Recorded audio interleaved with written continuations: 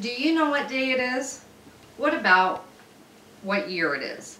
These are all common questions used to determine whether a person has Alzheimer's or whether it is the memory loss is due to something internal. Today I will be speaking with you about the definition and brief history, the myths and facts of Alzheimer's, and the types of support for those dealing with Alzheimer's. Friedrich Nietzsche once said, "The advantages of having a bad memory is that you can enjoy the same thing for the first time several times. Unfortunately, with the good comes the bad." Alzheimer's is defined simply as brain changes that gradually get worse. In 1901, the first case study for progressive memory loss was studied by Dr. Alois Alzheimer's. He was from Germany. The patient was presented with disorientation, auditory hallucinations, and psychosocial impairment. In 1906, when the patient died, an autopsy was done and it was discovered that the brain cells had diminished. Doctors are finding that this disease is starting as early as age 35, called familial Alzheimer's. This disease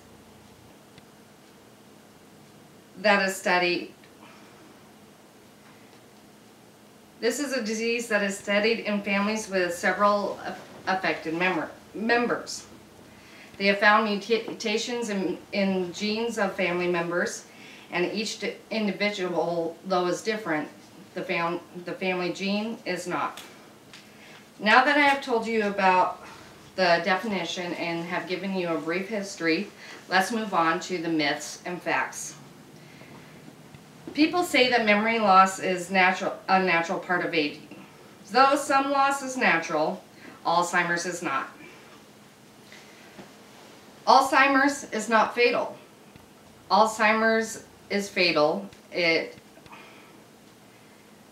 ultimately has no survivors, and the disease is not reversible. Only older people can get Alzheimer's. Due to the increased research, doctors are finding more in their 30s through their 50s with signs for familial Alzheimer's. Drinking or cooking out of aluminum may cause Alzheimer's. Studies have found that aluminum has no effect on the cause. Aspartame causes memory loss. Aspartame is approved by the FDA and has not presented any scientific evidence that it causes memory loss. There are seven signs of Alzheimer's, 7 stages. The first stage is no impairment. There is no evidence of any symptoms. The second stage is very mild decline. The person may be having normal age changes or early signs of Alzheimer's. The third one is mild cognitive decline, early signs of Alzheimer's, and this is the earliest signs of Alzheimer's. The fourth stage is moderate cognitive decline. A clear medical review will detect several symptoms. The fifth stage is moderate to severe decline. They have gaps in their memory and thinking, and it is noticeable, and they need help on their day-to-day activities. The sixth stage is severe cognitive decline. The memory continues to worsen and a person's personality changes. The seventh is very severe cognitive decline, and it causes individuals to lose the ability to respond to their natural environment. The body atrophies and eventually they die.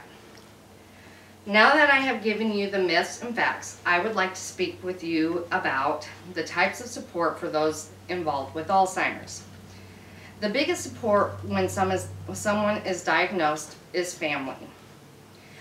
The family needs to learn as much as they can about the disease, and they need to help make any financial caregiving needs before later stages come into effect. Facilities such as home health, nursing homes, and senior housings are more equipped to be able to take care of them. They have been trained, and they are supportive of a patient of that time.